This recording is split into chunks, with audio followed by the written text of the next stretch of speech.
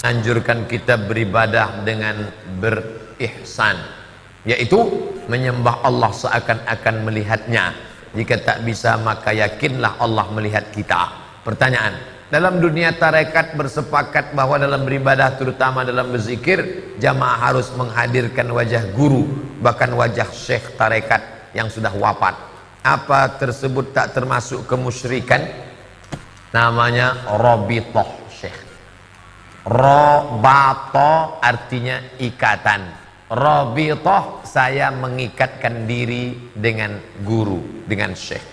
Bukan mengingat guru, mengingat Allah Ta'ala. Kenapa dihadirkan guru? Supaya lebih khusyuk, lebih takut. Murid-murid, hati-hati ya. Ini saya sebelum keluar lokal. Ini lokal. Saya mau pergi ke kantor sebentar. Ini ujian. Kalau ada di antara kalian yang nyontek, awas. Walaupun saya pergi ke kantor, tapi sesungguhnya saya ada di sini. Saya mau nakut-nakuti murid saya. Waktu mereka mau mencontek, dibayangkannya wajah Ustaz Somad. Tak jadi mencontek.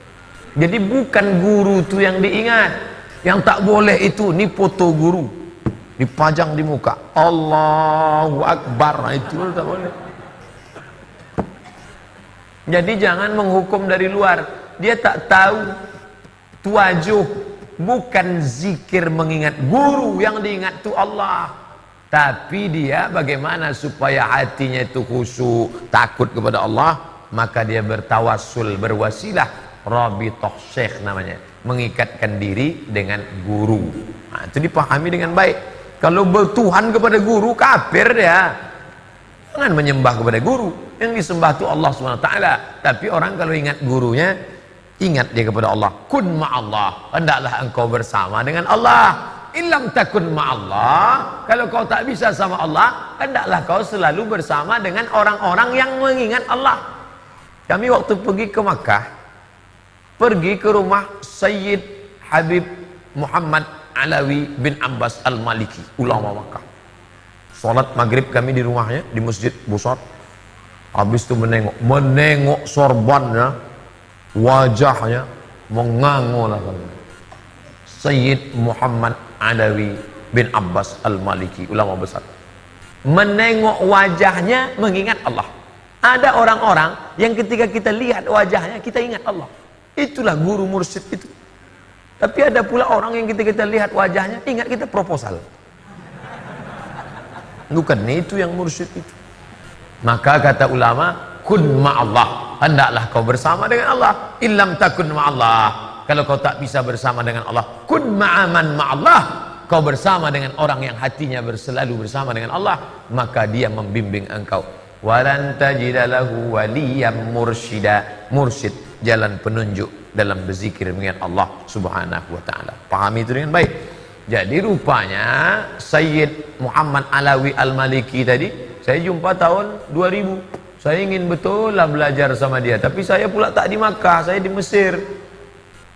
Alhamdulillah 2017 salah satu dari putra tanah kelahiran kepenuhan akan belajar ke Makkah, persis dengan keinginan saya, dengan di rumah Muhammad Alawi Al-Maliki. Habib Muhammad Alawi Al-Maliki sudah meninggal, sekarang anaknya namanya Ahmad bin Muhammad bin Alawi bin Abbas Al-Maliki. Majelisnya di Rusaifah di Makkah. Insyaallah akhi Fadli akan berangkat ke Makkah belajar. Maka waktu beliau jumpa saya berapa hari yang lalu, Ustaz Somad, saya akan berangkat ke mana? Ke Makkah. Belajar di mana? Di majelis Sayyid Ahmad bin Muhammad bin Alawi. Masya Allah, aku tak sampai ke sana, tapi engkau sampai wahai anak anda adinda. Senang hati saya bukan main sampai. Maka saya pesan, belajar hadis, belajar fikih, belajar tafsir, belajar ini. Nanti kita bangun Riau ini. Kalau umur saya panjang kita bersama. Kalau aku mati duluan, niatku sudah sampai insyaallah.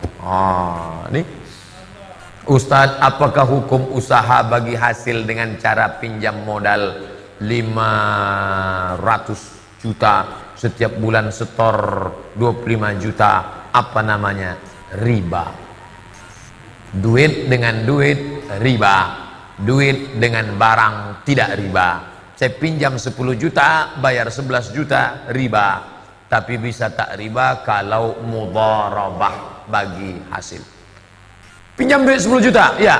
Mau rugi, mau untung, mau senang, mau susah, pokoknya kau balikkan 1.100.000 tiap bulan, riba. Tapi kalau mudharabah tidak. Contoh mudharabah gimana? Pak Haji, ya, pinjam duit 10 juta Pak Haji. Ustaz mau apa? Saya mau ternak lele. Saya pun ternak lele. Dengan perjanjian kalau untung nanti 12 juta, maka kita bagi hasil. Modal balik nanti bagi 50-50, 70-30, 80-20, terserah, tak ada aturan. Yang penting bagi. Kalau untung sama-sama untung, tapi kalau rugi maka kita tanggung bersama. Itulah bedanya konvensional dengan Islam. Islam untung sama dapat, tapi kalau rugi sama. Maka saya yang meminjam tadi, saya takut rugi. Dan Pak Haji yang punya duit 10 juta, selama ini dia doa tak terlalu khusyuk, tapi sejak duitnya saya pinjam, khusyuk bukan main. Ya Allah, janganlah hilang duitku 10 juta itu, karena kalau sampai dia rugi hilang. Tapi kalau konvensional enggak, duitku kau pinjam 10 juta, kau mau untung, mau rugi, mau mati, terserah, yang penting duitku balik. Tapi kalau ini enggak, maka doanya makin khusyuk. Nanti mau kau pakai apa? Untuk ternak lele. Tiap malam dia berdoa, ya Allah, besar-besarlah lelenya itu nanti. Kalau hujan datang, pum, petir menyambar. Hujan, yang paling takut antara yang beternak lele atau yang punya duit? Yang punya duit. Ya Allah, janganlah lepas lele-lelenya itu kalau sampai lepas. Datang pula anak muda satu lagi. Pak Haji, saya pinjam duit 10 juta. Kau mau apa? Aku mau ternak ayam. Kasih ternak ayam. Maka makin khusyuk dia lagi. Lele selamatkan, selamatkan lele, selamatkan ayam, selamat. Jangan kau beternak di dekat airport ya. Kenapa? Karena kalau dekat airport mendengar suara pesawat, ayam tak bisa stres, tak bertelur dia. Tak bernafsu dia nengok cewek-cewek yang ada di situ.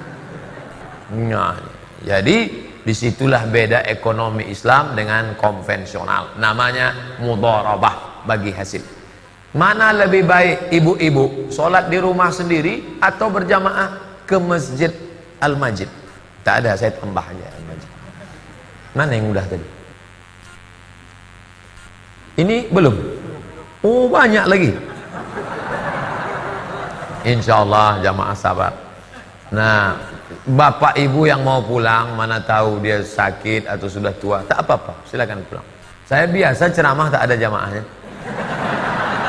Iya, di TVRI saya berdua aja sama kamera. Kaum muslimin yang dimuliakan Allah. Diletakkan mereka di dekat Masjid Agung, dipasangnya, Ustadz bicara aja sendiri ya lah. Lewat orang lari-lari pagi itu kan lama udah menengok. Kok Ustadz kok gitu?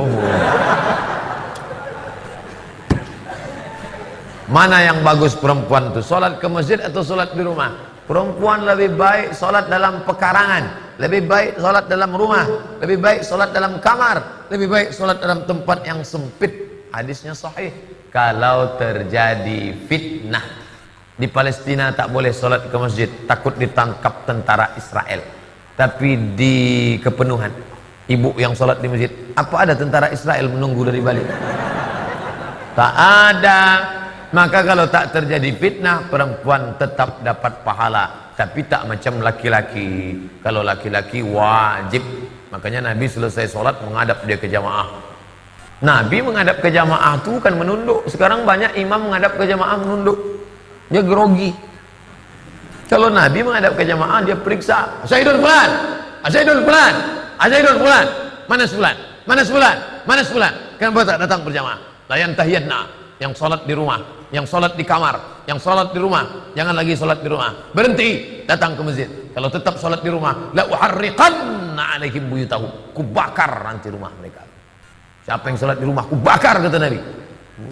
Itu kalau sempat hidup Nabi sekarang bertambah titik api di provinsi Riau. Yang banyaknya orang tak sholat di masjid. Perempuan tetap sholat ke masjid, tapi tak wajib. Kalau dia datang berpahala, apalagi ada majelis pengajiannya, dalam kurung syarat dan ketentuan berlaku. Ke masjid jangan pakai gelang kaki, karena kalau dipakai gelang kaki, kerincing, kerincing, kerincing, kerincing, semua jamaah menengok. Jangan pakai naik ke atas, karena kalau sampai ke atas semua orang menengok. Itu bukit Tursina apa? Jangan bersolek-solek jahiliyah. Udah tahu mau ke masjid pakai solek make up. Sampai ke masjid orang senyum, awak senyum. Rupa yang disenyumkan orang awak. Sebelah warna hijau, sebelah biru. Muka putih, tangan hitam. Bodak Kelly 2 inci. Biasa aja lah. Ini kan mau ke masjid. Bagaimana pandangan Islam mengenai jamaah tabligh?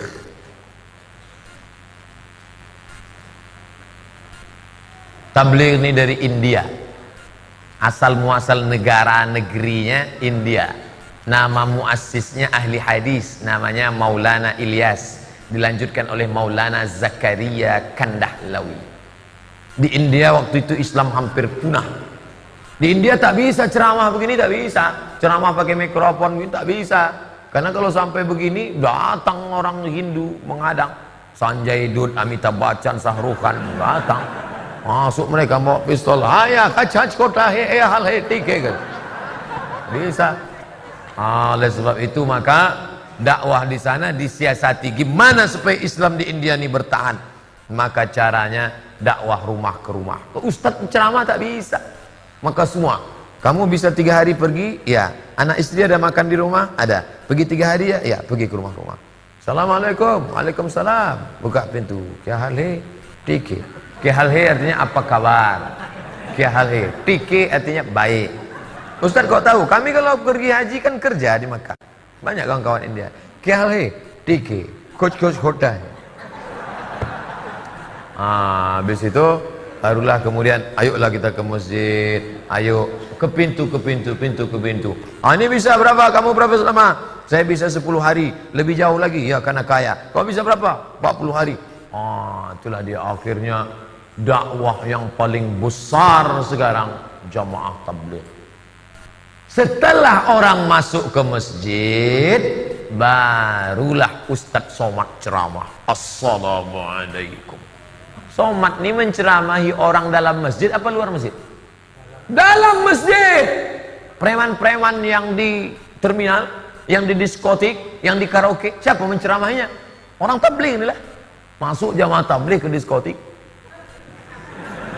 Masuk ya, tengoknya preman-preman bertato diajak. Mau berapa lama kalian dugem di sini? Dugem, duduk sambil gemetar. Mau berapa lama? Diajaknya aruk ke masjid. Mau kemana? Diceramahinya mulut ke mulut sambil duduk di halte bis. Kita nih ternyata akan mati. Mereka itulah dulu ada namanya Pak Anton Badrul Alam. Itu ketika dia bertugas di Pekanbaru tidak pernah sholat subuh di masjid yang sama selama dia tugas di Polda Pekanbaru. Subuh ini di masjid ini, subuh ini di masjid ini, subuh ini sampai dia pindah. Pak Anton tuh mengajak orang. Ini dia mengajak orang ke masjid.